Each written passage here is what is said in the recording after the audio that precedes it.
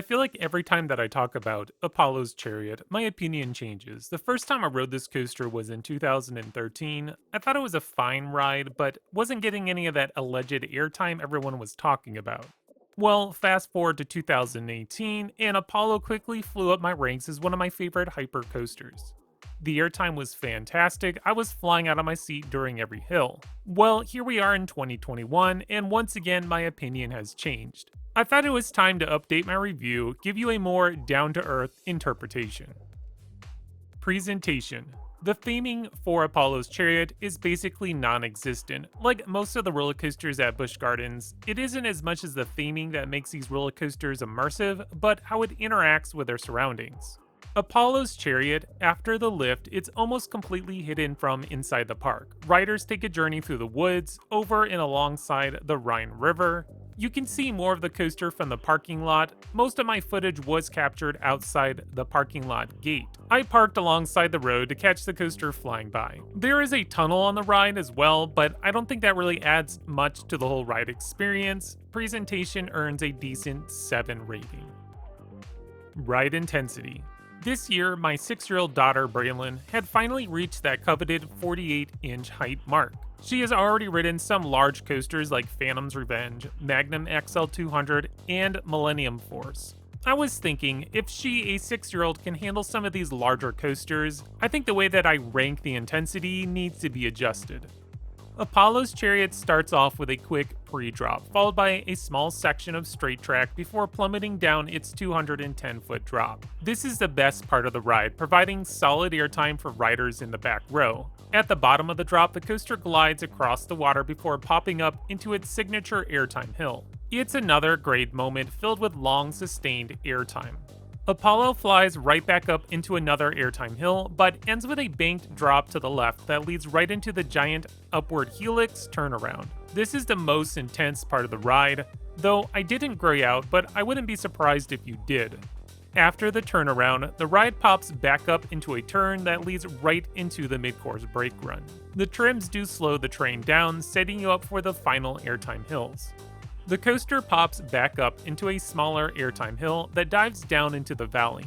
The next hill is a twisted turn to the right that sends you into a fake dropout before plunging down into another small ravine. Apollo pops back up and sends you into the final brake run. All in all, I'd say that the forces on Apollo's Chariot are on the mild side. The airtime is good, but the positives aren't as intense. I think a score of 6.5 seems reasonable for this hypercoaster. Fun factor. It may not be the most intense hypercoaster, but Apollo's Chariot is a very fun roller coaster. Every drop, airtime hill is loaded with airtime. The first drop, which is the best part of the ride, I really love sitting in that back row. Apollo's Chariot has 9 rows, so that back row really gives you whip as it drags you down that 210-foot plummet. The rest of the airtime hills are pretty typical, producing you some nice sustained floater airtime. The only difference is I think that last drop just before the brake run gives you a little bit of ejector in the back row, but other than that, it's mostly typical throughout the ride. If you are a fan of floater airtime, then Apollo's Chariot is the roller coaster for you. Overall, I think this ride deserves a 9 score for the fun factor. Originality. Because I haven't talked about the ride stats, let's get into it. Apollo's Chariot stands 170 feet and features a 210-foot first drop. The ride has 4,882 feet of track, reaching a max speed of 73 miles per hour. Even for its time, opening in 1999, the ride stats really don't stand out. There's really nothing record-breaking going on here other than that unique 170-foot height mark with the 210-foot drop.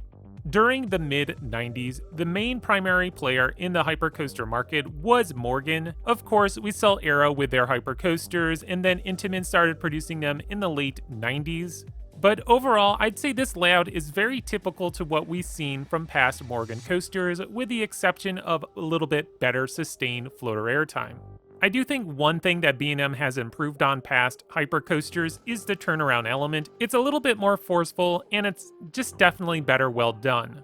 The turnaround and steel force is really big and kind of feels pointless, as versus the one, let's say on Magnum XL200, is just very janky. So yeah, the layout isn't really anything new or groundbreaking, but the amount of airtime that this ride produces was unlike anything else we've seen before, which is why I think Apollo's Chariot earns an 8 score for originality.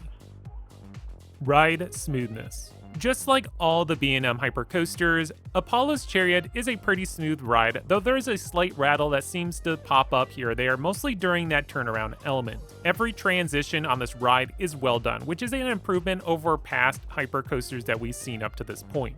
Ride smoothness earns a score of 9.5. Alright, the final score comes to 8. As I said already, Apollo's Chariot is a fun roller coaster loaded with good airtime. However, it didn't have as much airtime as I remembered. At most, this coaster produces good, solid floater. I don't expect any ejector airtime, though I did say you might get a little at that last drop prior to the brake run. My personal score is also going to be an 8.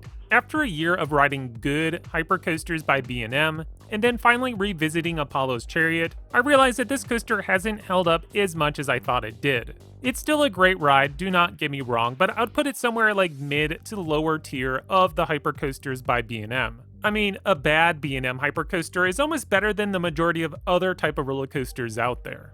Considering that this roller coaster is 20 years old, you really can't go wrong with Apollo's Chariot. It's still pretty smooth, the airtime is great, though it doesn't reach those lofty levels like Mako or Diamondback, but regardless, it's a solid roller coaster that it's worth checking out at least once.